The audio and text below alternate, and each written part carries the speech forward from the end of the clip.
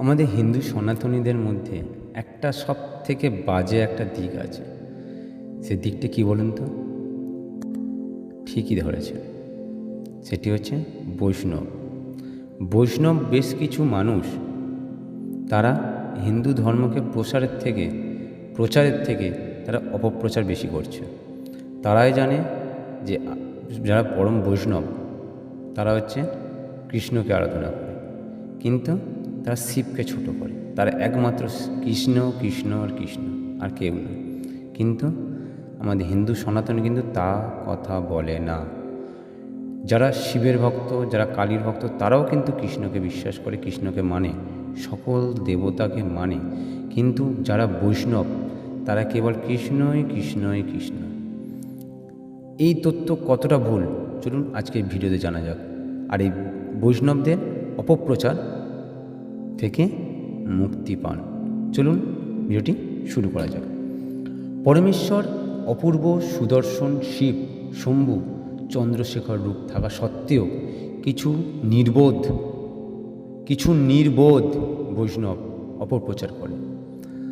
আমাদের সমাজে মানুষ, বিশেষ করে বৈষ্ণব সম্প্রদায়ের শাস্ত্র অধ্যয়ন না করেই এটা নির্ধারিত করে ফেলেছে যে শিব হচ্ছে কুৎসিত, করূপ, ঐশ্বর্যহীন একজন দেবতা, যার কাছে কিছুই নেই, শুধু কৈলাস পর্বতে জঙ্গলে শ্মশানে বসবাস করে থাকেন। এইরূপ অজ্ঞানতার কারণে মানুষ শিবকে একজন সাধারণ দেবতা হিসেবে গণ্য করে।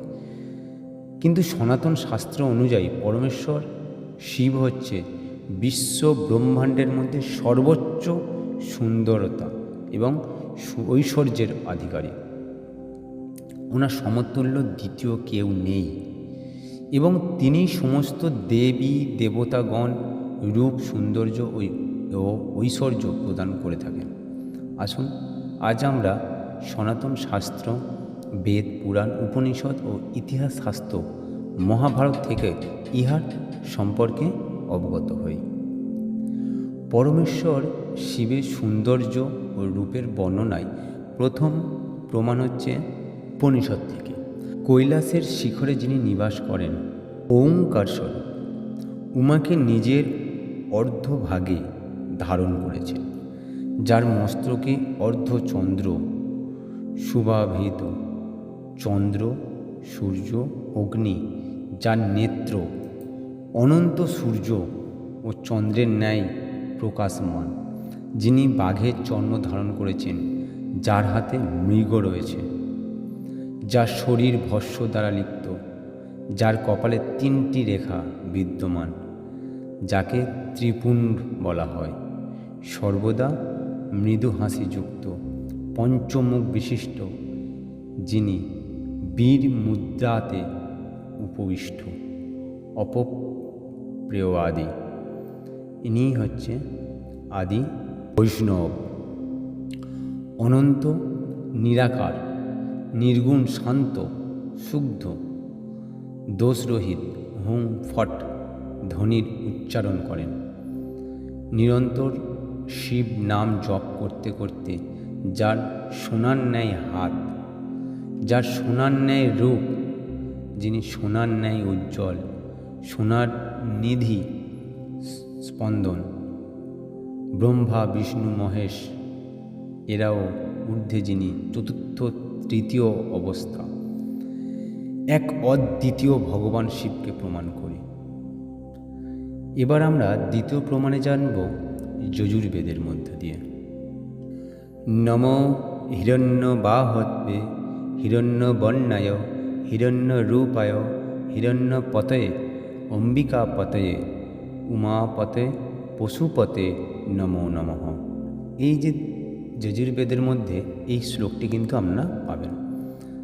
এটা 22 অনুবাদে, যার অর্থ হচ্ছে হিরণ্য বর্ণের অর্থাৎ সোনার মতো উজ্জ্বল বর্ণের আভাযুক্ত বাহু রয়েছে, যার দিব্য দেবের বর্ণ সোনার মতো উজ্জ্বল, যিনি সোনার মতো উজ্জ্বল রূপধারী, যিনি অম্বিকা অর্থাৎ শিবা দেবীর স্বামী, যিনি উমা অর্থাৎ পার্বতী দেবীর পতি, সেই পশুপতি পরমেশ্বর শিবের প্রতি নমস্কার।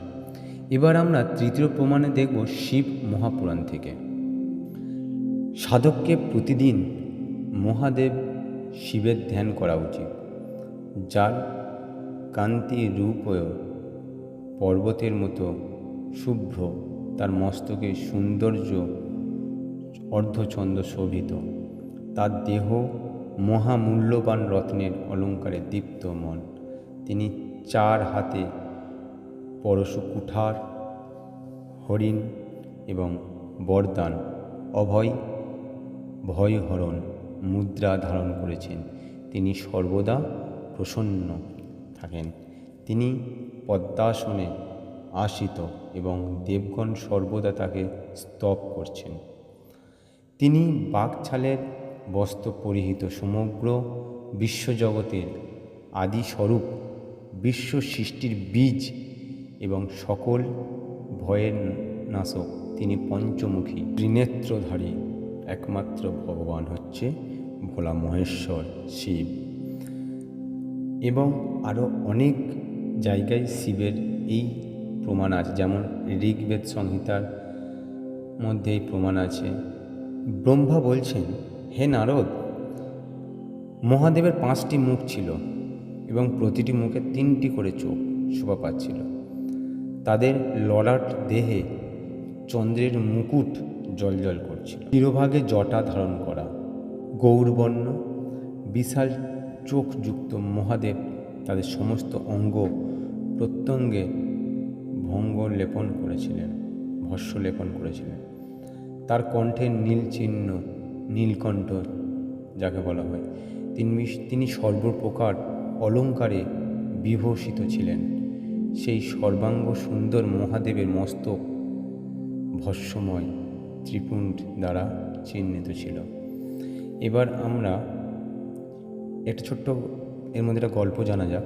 যখন নারায়ণ এবং শিবকে একটা প্রশ্ন করা হয়েছিল, এবং সেই মানে আপনার মনের মধ্যে কে আছে, এবং কৃষ্ণ নারায়ণকেও একই প্রশ্ন করা হয়েছিল যে আপনাদের মনের মধ্যে কি আছে।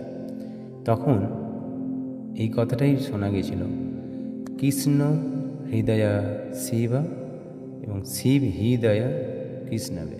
অর্থাৎ কৃষ্ণের হৃদয়ে শিব আছে এবং শিবের হৃদয়ে কৃষ্ণ আছে। তাহলে এখানে যারা এখন যে বৈষ্ণব আছে তারা সব থেকে বড় মূর্খামি করে যে কৃষ্ণই একমাত্র শ্রেষ্ঠ, কৃষ্ণই একমাত্র সব, আর কেউ নয়। তাহলে একটা জিনিস আপনাদেরকে বলে রাখি, পরম বৈষ্ণব যদি কেউ হয়ে থাকে সেটি হচ্ছে শিব ছাড়া আর কেউ নয়। দেবাদিদেব মহাদেবই হচ্ছে সব থেকে পরম বৈষ্ণব। আপনারা বিভিন্ন শাস্ত্র ঘেঁটে দেখুন, সবথেকে সবথেকে বড় বৈষ্ণব কে, কৃষ্ণ না শিব? অবশ্যই সেই প্রশ্নের উত্তর আপনারা পেয়ে যাবেন।